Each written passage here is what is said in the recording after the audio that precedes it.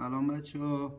امروز میخوام راجع به کوددهی دوره سیدلینک باهاتون صحبت کنم. سیدلینک میشه 15 تا 20 روز اول. اول بهتون بگم که برای جوونه دار کردن کودایی که میتونید استفاده کنید سید بوستر پویلاگروم و HP 101 که بهترین کودان. من سعی میکنم راجع به کودایی که تو بازار ایران هستم و خودم استفاده کردم بیشتر بهتون توضیح بدم. مگر کودای مختلف و برندهای مختلفی وجود داره، حالا من طبق تجربه خودم بهتون توضیح میدم. اول اینو بگم که توی دوره سیدلینک بهترین پهاش برای کوددهی پهاش 5 و 8 الی 6 و 2. اینو در نظر داشته باشید. کلا کودایی که استفاده میکنیم 3 دسته تقسیم میشن: کودای بیس، کودای ریشه‌زا و کودای مکمل. کودای بیسمون بهترین کودایی که هستن کانیشر گرو ادوانس، سنسی گرو ادوانس، گرو فیدینگ و مونستر گرو گروتک. این 4 تا بهترین کودای بیس هستن که شما تو دوره سیدلینک میتونید استفاده کنید. تو دوره سیدلینک شما دوزو باید نصف استفاده کنید. مثلا کانیشری که شما استفاده میکنید 2 پارت A و B داره.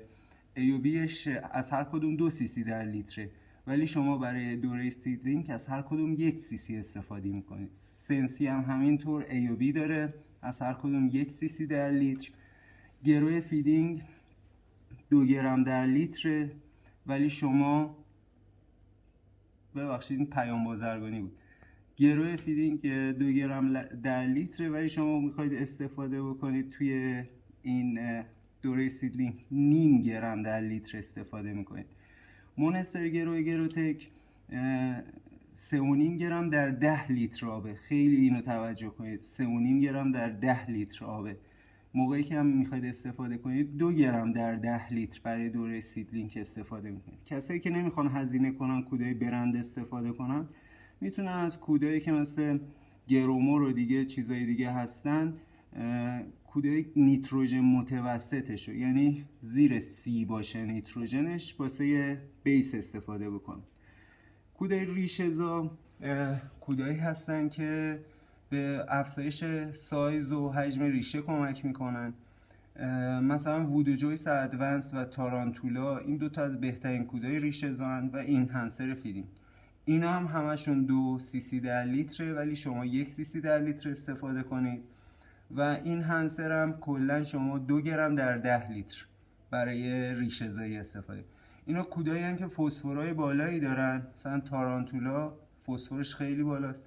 اگر نمیخواید اینا استفاده کنید، کودای بازاری میخواید استفاده کنید، کود فسفر بالا برای ریشه‌زا دیگه، حالا بسته به برندی که میگیرید دوز کمتر استفاده بکنید که نسوزونید دیگه. کودای مکملمون بهترین مکمل به 52 ادوانسه که خیلی کمک میکنه به رشد جوانه، و کالمک که کلسیوم و منیزیم. کالمک برندهای مختلف مثل بایوویز و اینا هم هست، ادوانس هم داره. اگر این 2 تا رو نخواستید استفاده بکنید، از ریز مغذیایی که توی بازار هستن جای اینا میتونید استفاده. پس این 3 دسته کودی که بهتون توضیح دادم توی دوره سیدلینک استفاده میشه. تو دوره سیدلینک اینا رو میخواید استفاده کنید، اول ریشه‌زا رو استفاده میکنید، 3 روز بعد کود مکمل به همراه کود بیس با هم استفاده میشه. یعنی هفته 2 بار کوددهی میکنید، 1 بار کود ریشه‌زا، دفعه دوم 3 روز بعد کود مکمل و کود بیس با هم.